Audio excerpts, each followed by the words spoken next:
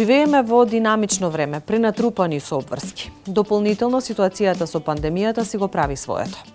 Сето ова води кон стрес. Токму и затоа ова издание на Приказна го посветуваме на оваа тема. Стресот обично се смета за штетен, но не е секогаш така. Мора да го имаме во вид и позитивното влијание кое што понекогаш стресот ни го доловува во нашите животи. Што ви носиме во поглед на истражувањето, останете со нас, ќе ви споделиме токму сега во Приказна.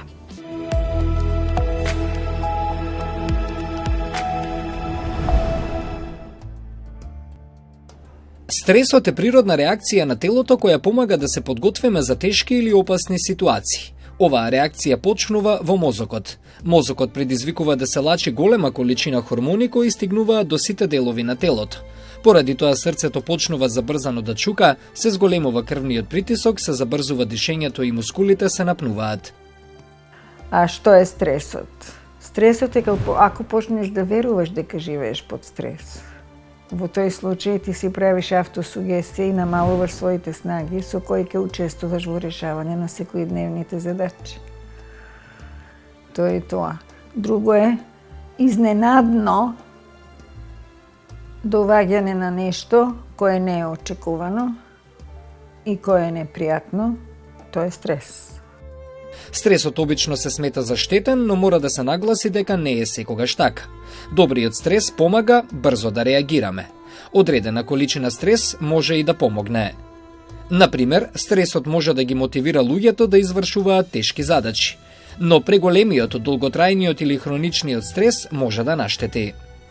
А и стрес се и позитивни задачи кои се поголеми од секојдневните. Пример за тоа ќе ви дадам. Треба да се жени вашиот син. 300 души свадба. Каде? Колку оброци, колку порции, како? Е ли тоа стрес? И е стрес во една позитивна ситуација поврзана нормално и со многу убави емоции, али и со неизвестност. Стресот може да влијае на нашето физичко здравје. Еден пример за ова е мигрена или стресни главоболки. Покрај ова, стресот може да влијае на нашиот апетит, сонот, да го зголеми крвниот притисок и многу повеќе. Хроничниот стрес може да води до зависност од разни супстанции, како и други нездрави навики. Стресот може да придонесе и до депресија, синдром на прегорување и самоубиствени мисли. Кога нашето тело е често или постојано во фаза на аларм, тоа може лошо да влијае врз физичката, емоционалната и ментална состојба. Долгорочниот или хроничен стрес може да влијае на нашиот кардиоваскуларен, имунолошки, дигестивен и гастроинтестинален систем. Може да се смени и нашето однесување, па дури и начинот на кој постапуваме со другите. Кога сме под стрес, имуниот систем има намален капацитет да се бори со антигените. Затоа сме поподложни на инфекции. Сепак, краткотрајното супресирање на имунитетот поради стресот не треба да представува посебна опасност. Стресот не влијае врз сите луѓе на ист начин. Како внатрешна состојба на организмот ги опфаќа и физиолошките и емоционалните реакции. Емоционалните реакции на стресот обично се однесуваат на негативни чувства, како што се анксиозност, бес, депресија, иритабилност, фрустрации, силни реакции на секојдневните проблеми, намалување на концентрацијата и проблеми со меморијата. Физичките знаци се намалена енергија, хроничен замор, главоболка, болки во грбот, кнедал во грлото, плачење без повод, нагон за повраќање и слично. Последиците може да настанат врз целата презентација на човечкото суштество и во однос на неговиот организам како целина и функционирање и во однос на неговата ефикасност како целина во секојдневието. Може да настапат телесни тегоби во вид на главоболие, нерасположение,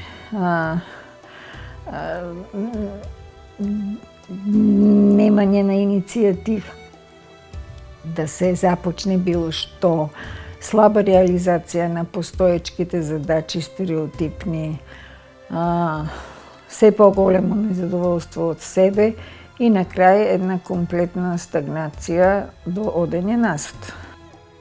Стресот може да произлезе од значајни промени во животот, како што е смрт на саканата личност, развод, болест или загуба на работното место. Трауматскиот стрес може да биде предизвикан од екстремен настан, како што е голема несреќа, изложеност на насилство или природна катастрофа како поплава и слично.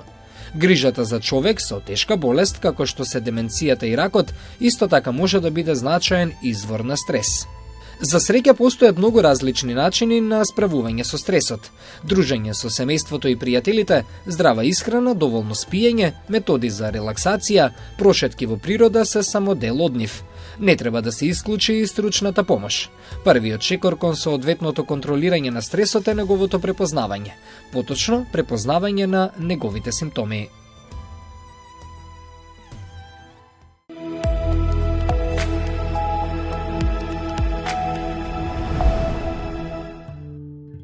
Ако се најде лекот како да се превенира стресот, тоа значи дека сме го нашле лекот за долговечност. Тешко е да се превенира стресот. Јас сум од оние мајки кои додека ми беа децата помали, се трудев да стигнам на сите страни, да одговорам на работните обврски, при тоа да се обидам да одам напред во работата, да напредувам, а и да одговорам на обврските во семејството. И тоа веројатно го акумулирало стресот со годините, кога се случи да минатата година фатам корона. Короната ја поминав многу лесно, но по неколку месеци почнав да ги чувствувам првите симптоми, така наречени пост-ковид, односно по толку многу прегледи на доктор ми објаснија дека е премногу акумулиран стрес, кој што на жалост стресот секогаш си бара кое е најслабото место во организмот и таму удира. Кај мене беа спондилозни промени, кои што на вистина дадоа едни неочекувани симптоми, застрашувачки, заплашувачки, особено за мене кој што сум и ТВ лице. Работата ми е пред камерите на ТВ екраните, во кој што граѓаните не треба да го забележат тоа што ми се случува, напротив, треба да добијат едно чувство дека се е во ред, дека има позитивна енергија и дека со мене пред се здравствено е се во ред. Имав невидени вртоглавици, нагони за повраќање, за онесвестување, сето тоа толку многу наталожуваше страв. Отидов ги направив сите можни прегледи кои што можеше, за на крај сите можни доктори да ми речат ти си здрава. Едноставно, целиот тој акумулиран стрес наназад години кај тебе удрил во најслабиот дел од телото, всушност тоа бил вратот, во кој што направил неверојатни спондилозни промени и дополнително вкочанување на нерв, во кој што целата моја лева страна ми се одзема. Ми се закочи, траеше тоа краток временски период, фала му на Бога. Во целата ситуација ќе ми речат па добро, ти имаш многу стресна професија. За нас новинарите стресот е адреналин. И не го доживуваме ние така стресот. Да, ние секојдневно сме под напон, под тензија, под стрес, ама за нас тоа е убаво. И тоа е тој стрес што ние го бараме, за да можеме да работиме со полна енергија како што работиме. Кога се соземав сама со себе, имав неверојатна поддршка од партнерот пропатно, цел овој период, кога се соземав дека се е во ред со мене, тогаш настапува еден период во кој што вие сваќате дека сте добри и дека сето тоа дополнително кој што се случува, сите тие симптоми, дека може да се излекуваат. И едноставно преминувате во една фаза кога ви се опушта телото, значи тој стрес се збугувате со стресот, дополнително акумулиран, и едноставно влегувате во една фаза во која што се лекувате сами себе. И тоа трае се уште, го најдов лекот, си помагам самата себе и ми е добро. Па горе-долу да, затоа што сме научени да живееме во едно динамично секојдневие, во кое што апсолутно е нормално вие да бидете под стрес.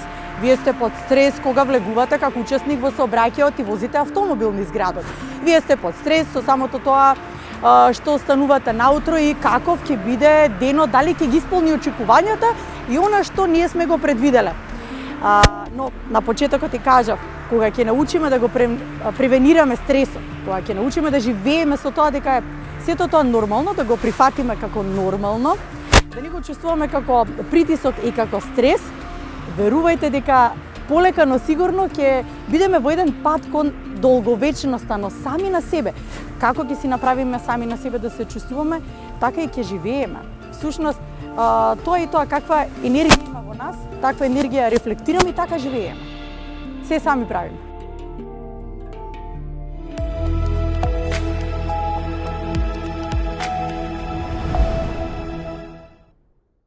Што е стресот? Како да го препознаеме?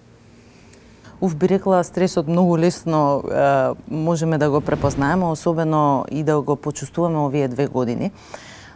Стресот е во суштина реакцијата на организмот на некаква надворешна ситуација, која што всушност прави да личноста пред себе има некакво барање, има некаков предизвик, па доаѓа реакцијата на стрес на самото тело, меѓутоа не и само на телото, односно стресот на организмот предизвикува низа на промени покрај телесните, прави емоционални промени, прави когнитивни промени и секако прави бихевиорални промени, односно промени во нашето однесување.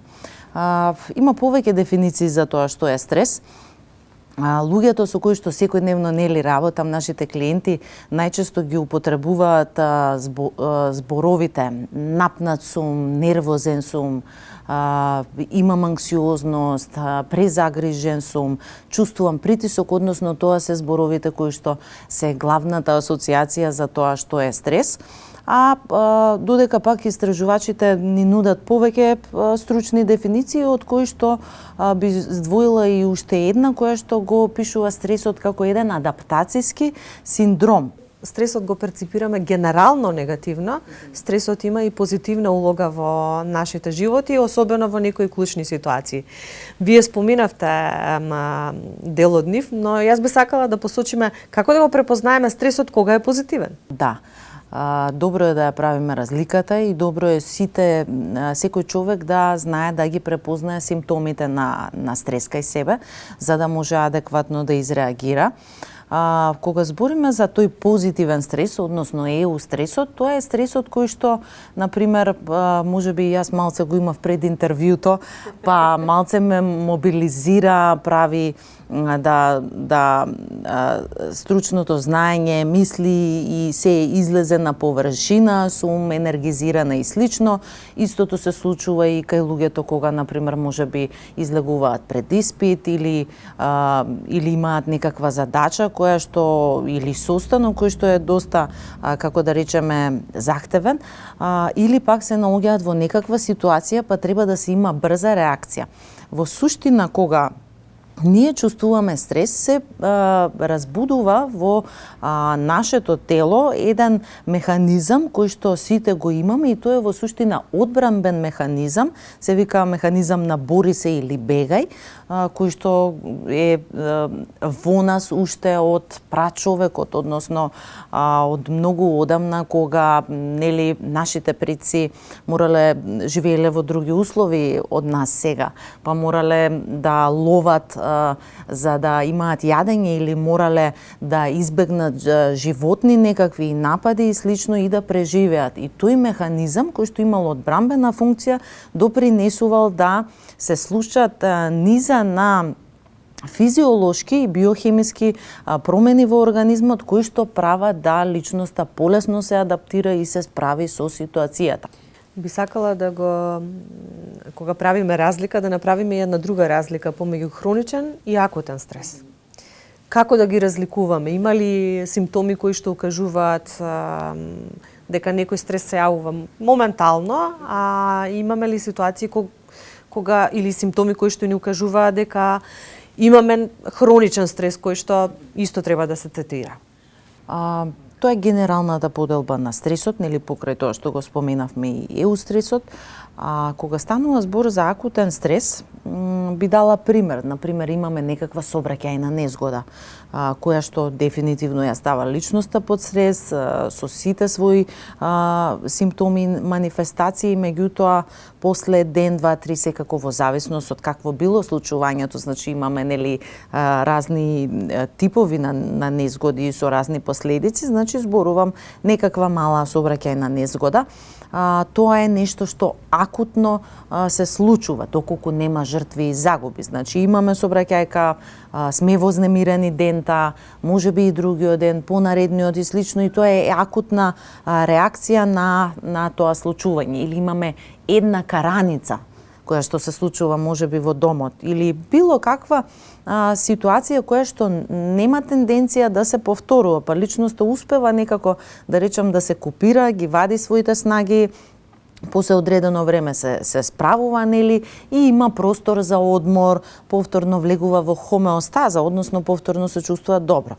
Ако го збориме за хроничен стрес, збориме за репетитивно, континуирано повторување и постојано чувство дека сме во таа состојба на борба или бегство, што преходно нели ви ја опишав, и тоа трае и трае. Може да биде и недели, и месеци, ака и многу луѓе знае да трае и години, и за жал во мојата пракса секојдневна во работата со клиентите во нашиот центар забележуваме дека има доста луѓе кои што чувствуваат хроничен стреса, не знаат да ги препознаат симптомите или можеби не се свесни дека нешто има хроничен стресор, се додека не дојде, например, појава на некаква болест како резултат или врзана за стресот, или пак можеби како резултат на хроничниот долготраен стрес, веќе личноста да ги исцрпи своите снаги, па можеби да дојде и до некаква депресивна симптоматологија и слично, па да побара стручна помош и сето тоа да се издетектира.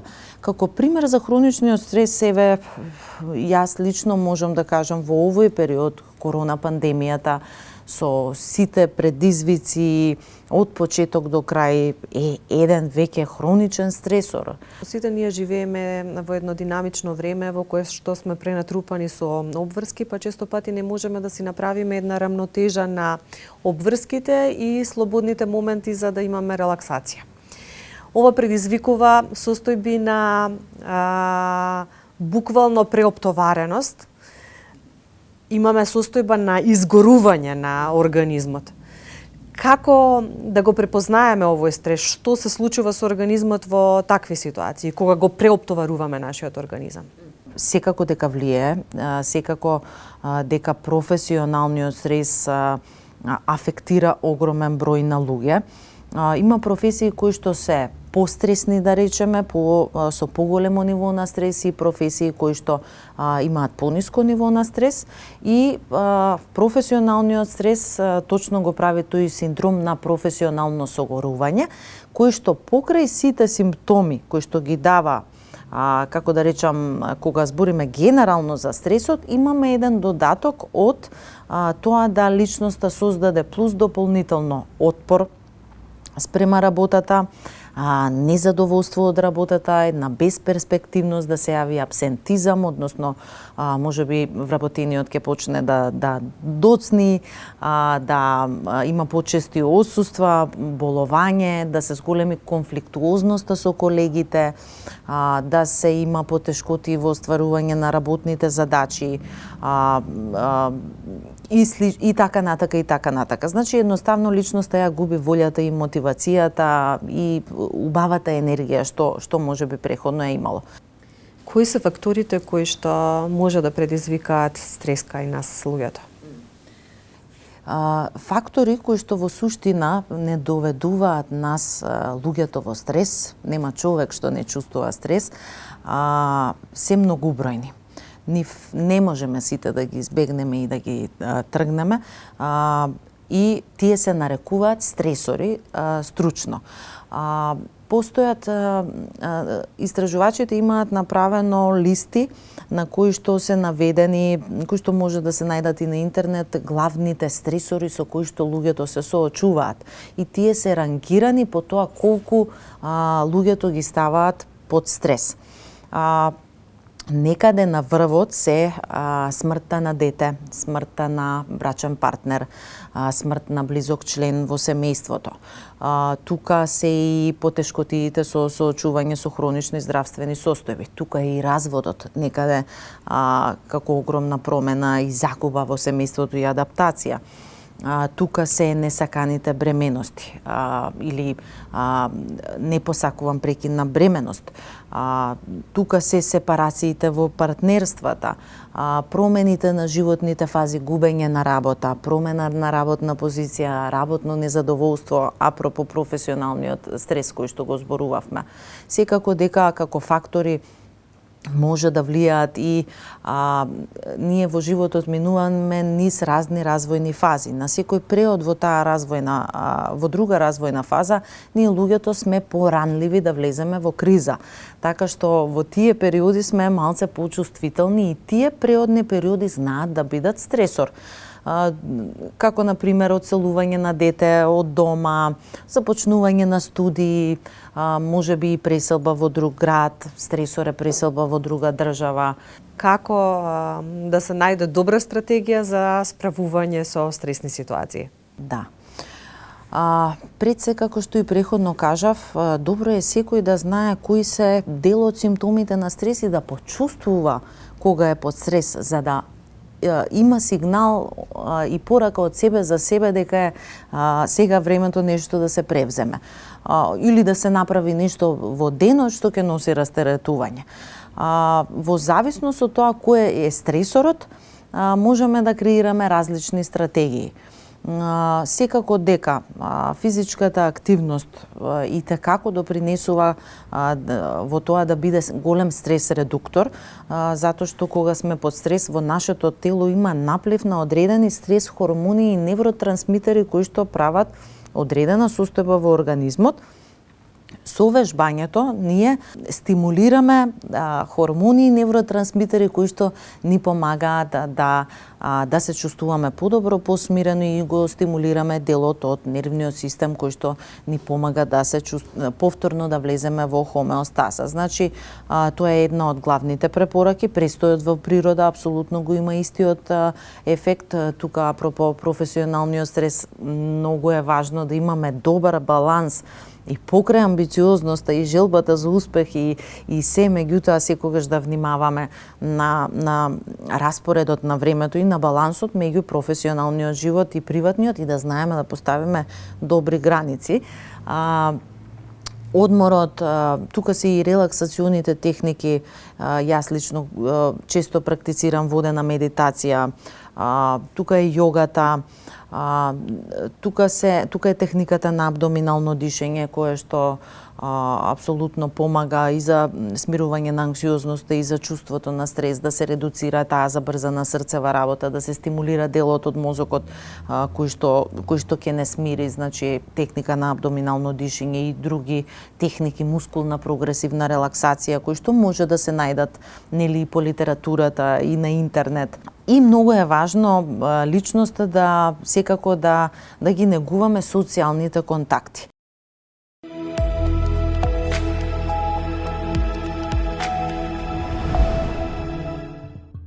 Стресот го имаме сите ние, без разлика на која возраст е.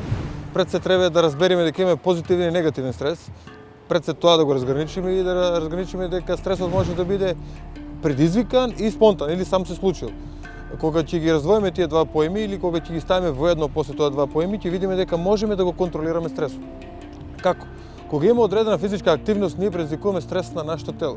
Или, со други зборови, доаѓа до покачување на работењето на срцето, од една страна покачување на крвниот притисок и зголемена циркулација. Сето тоа се случува кога имаме ние стрес предизвикан од било какви надворешни случувања. Дали ќе биде тоа физичка повреда, сме паднале, сме удриле нешто, сме повредиле колено, нога и така натаму, или пак ќе биде како резултат на некоја појава што се случува како нервоза, расправија, премногу обврски во текот на денот и така натаму. Значи стресот што се случува во текот на денот како резултат на некоја состојба, предизвикана состојба, да речеме се случило нешто лошо околу нас и тоа ни ствара внатрешен стрес.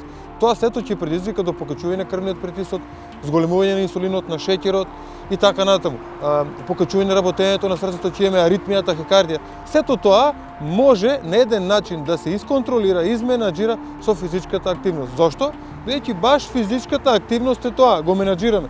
Значи, со самиот тренинг имаме ние зголемено работење или побрзо работење на срцето, со тоа што тоа ќе се доведе во форма, во одредена форма, за не дај Боже кога ќе се случат некакви активности, тоа многу полесно ќе помине преку тој процес. Исто се случува и со крвниот притисок. За време на тренингот тој не е јако покачен. Тоа сето придонесува кога не дај Боже во одреден случај ќе имаме покачен крвен притисок, тоа многу полесно да се изменаџира или физичката активност да придонесе да не дојде до покачување на крвниот притисок како резултат на начинот на живот. Па, можам да ти кажам дека сум позитивно изненаден со тоа што пред 4 години кога започнав во Македонија тоа беше табу тема или скоро никој не веруваше дека крвниот притисок може да се поправи без лекови. Бидејќи со лекови тој не се поправа. Тој се воведува во некоја нормала и тие лекови се пијат до крајот на вашиот живот. Додека со соодветен третман од делокругот на исхрана, физичка активност, начин на живот, лековите се оставаат. Значи докторите го решаваат проблемот со лекови, но вие сами го решавате со вашиот начин на живот. Значи вие сте подобар лекар и од дипломираниот медикинолог или доктор и така натаму. Сега имаме позитивно искуство, бидејќи луѓето веќе ги согледуваат промените, гледаат дека многу луѓе го решиле својот проблем и затоа веќе веруваат и го менуваат својот начин на живот. Па има последниве неколку години бројката веќе над 500 луѓе на кои сум помогнал, конкретно половина од нив се со покачен крвен притисок и со одредени стресни состојби, со анксиозност, бидејќи од стресот доаѓаме потоа до анксиозност и така натаму. Тие двете работи одат заедно, не може да ги поделиме. Многу голема грешка е доколку се одвојува исхраната од тренингот или доколку е тренингот не поддржан со соодветна исхрана. Кога тие две работи се одвоени, имаме проблеми. Дали ќе дојде до пад на имунитетот, дали ќе дојде до одредени повреди. Најчесто се случува повозрастните луѓе не сакаат да вежбаат и тие се базираат само на исхрана. Тогаш може да се случи со намалување на калории да го ослабиме организмот. Наместо да дојде до подобрување на организмот, да го ослабиме организмот и да дојде дури до пореметување на одредени вредности во крвната слика. Најчесто страда железото овде и хемоглобинот. Втората случка е кога одреден спортист не базира соодветна исхрана, тогаш тој е склон на многу повреди. Зошто? Бидејќи не ги прима соодветните нутриенти и кога ги прави своите физички тренинзи или било што е како прави, му недостигаат одредени витамини, протеини, хидрати и така натаму и тоа најчесто резултира со повреда. Тоа е првично и да наполнам на твоето прашање, значи мораме двете работи да одат заедно доколку сакаме ние да изгледаме подобро од една страна, а најважно да се чувствуваме подобро, значи да го подобриме нивото на нашето здравје. Бидејќи доколку калориите што ги јадеме не ги потрошиме, не може да видиме никакви бенефиции во делокругот на нашето здравје.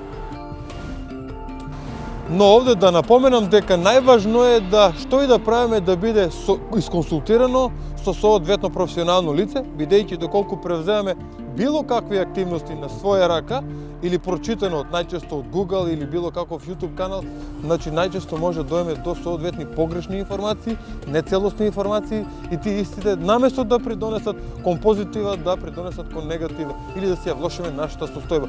Бидејќи не е исто за човек на возраст од 30 години, 40 години, 50 години, 60 години, маж, жена, со физичка активност, без физичка активност, динамичен живот, живот на компјутер и така натаму. Значи сите тие фактори мора да се земат во овој случај за да имаме соодветна позитивни резултати. Стресот не влијае кај сите луѓе на еднаков начин. Токму и затоа реакциите на стресот се различни кај секој од нас. Еве што ви носиме во истражувањето кое што го направивме.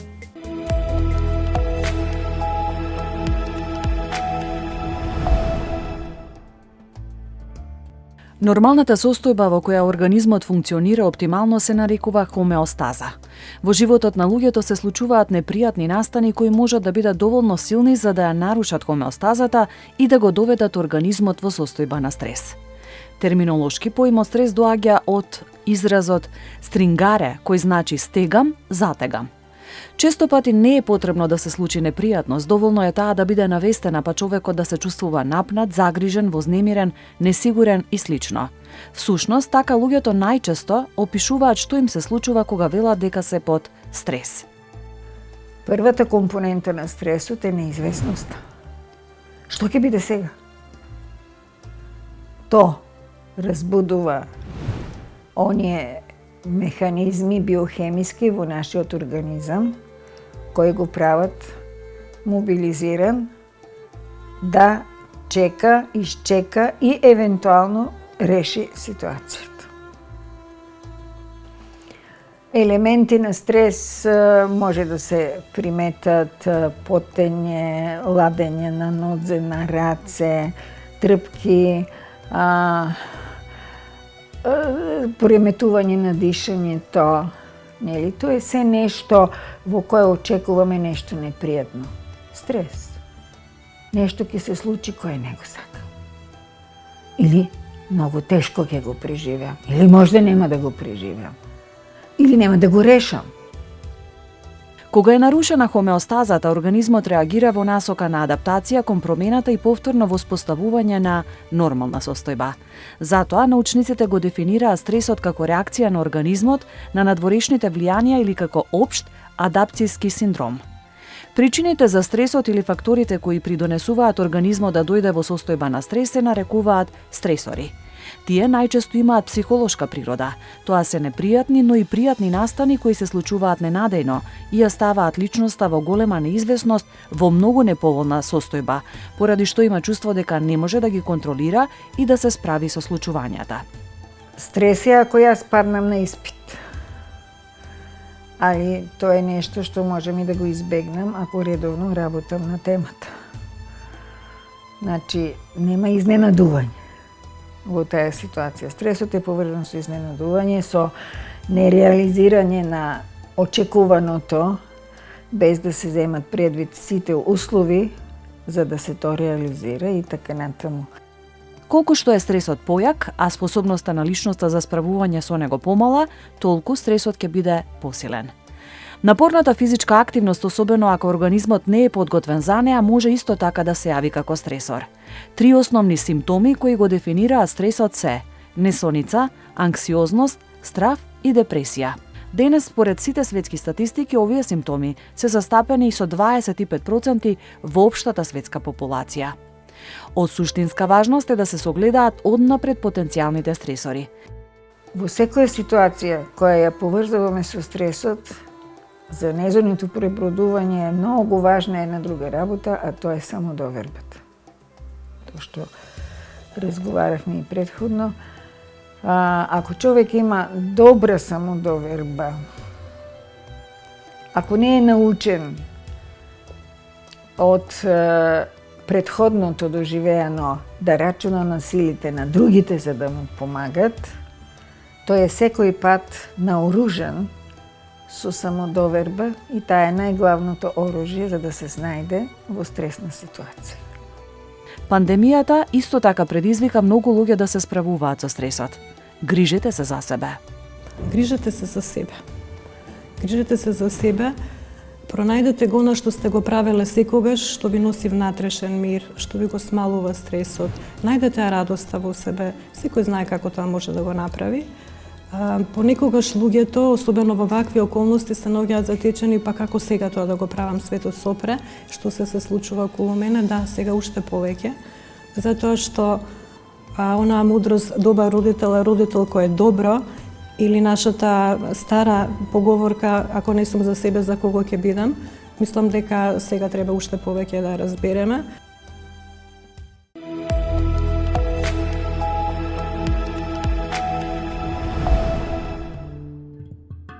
Стресот е реакција со која нашиот мозок и тело одговараат на одредени ситуации. Било како вид на настан, без разлика дали е позитивен или негативен, може да предизвика стрес. Кога сме под стрес, тоа сме агресивни, се повредуваме себе си и ги повредуваме и другите околу нас. Тоа не значи дека не треба да ги искажеме своите чувства, меѓутоа треба да не се однесуваме така. Инаку во денешно време сите сме во брзање и работиме под притисок на време. Тоа е одлично, бидејќи тогаш сме поефективни. Меѓутоа, еден пример, ќе јадам 10 минути, ќе се бањам 15 минути и тоа ни создава притисок. Проблемот се е само кога ќе се појават емоциите, кога ќе помислиме дека не сме доволно добри за тоа или не можеме да ја завршиме таа одредена работа. Тогаш го имаме проблемот. Тогаш тензијата се појавува, тогаш се појавува стресот. Многу луѓе ширум светот денот го започнуваат со вежбање на јога. Бројни истражувања укажуваат дека оваа активност е најдобар тренинг бидејќи го чува здравието на срцето, но и ослободува од стрес.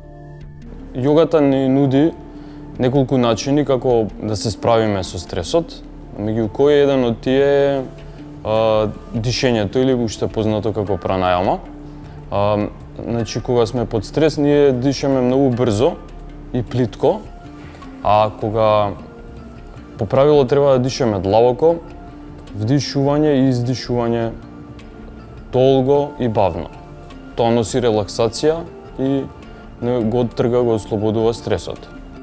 Медитацијата и јога физичките вежби покрај правилното дишење можат да бидат корисни во управувањето на стресот. Медитацијата прави чуда, го релаксира телото и знаеме дека тензијата и стресот создаваат болести. Релаксацијата го лекува телото. Едноставна медитација, седнете во било која позиција медитативна или седечка и само затворете ги очите и слушајте ги надворешните звуци околу вас. Или пуштате музика и слушајте музиката. Ова носи релаксација и прави чуда.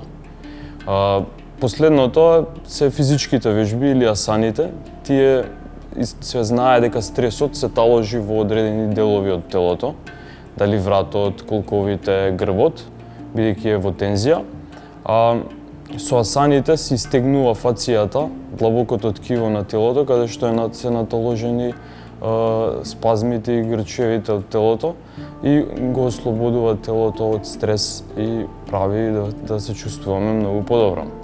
Длабокото и свесно дишење, медитацијата и физичките вежби или како што ги нарекуваат во јога светото тројство, се формулата за борба со секојдневните стресни ситуации. Најдобро е да се практикуваат сите три, и медитација, и дишење, и вежби физички, бидејќи има најголем ефект, меѓутоа може и одделно во секоја дадена ситуација. Доколку сте мотивирани да работите на полето на сопствениот ментален и физички напредок и да се ослободите од секојдневниот стрес, тогаш јогата е одлична препорака. Првиот чекор во справувањето со стресот е неговото препознавање, поточно препознавањето на симптомите на стресот. Што ви носиме во артикулација?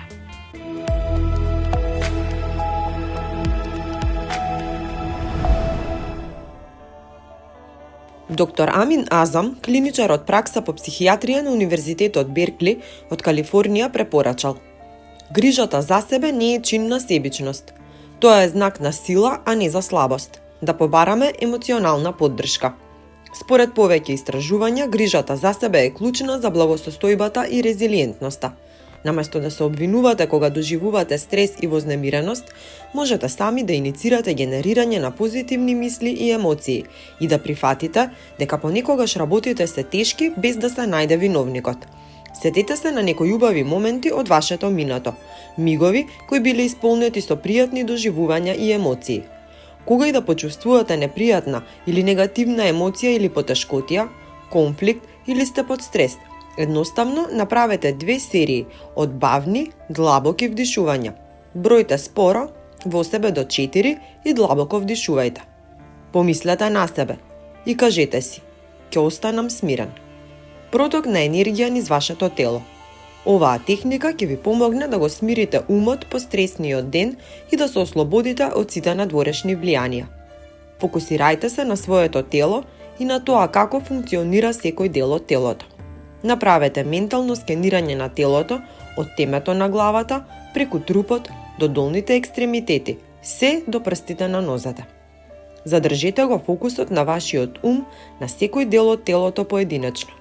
Со тоа вашиот ум ќе се пренасочи на вашата внатрешност, без да размислувате за тоа што се случува во надворешната околина. Шетајте во природа, обидувајќи се да ги забележите сите нешта околу вас. Направете ресетирање од случувањата кои ви предизвикуваат напнатост. Со стресот како тема нема да завршиме во оваа емисија. Во следната емисија ќе го третираме стресот кај децата. Довидување до следната приказна.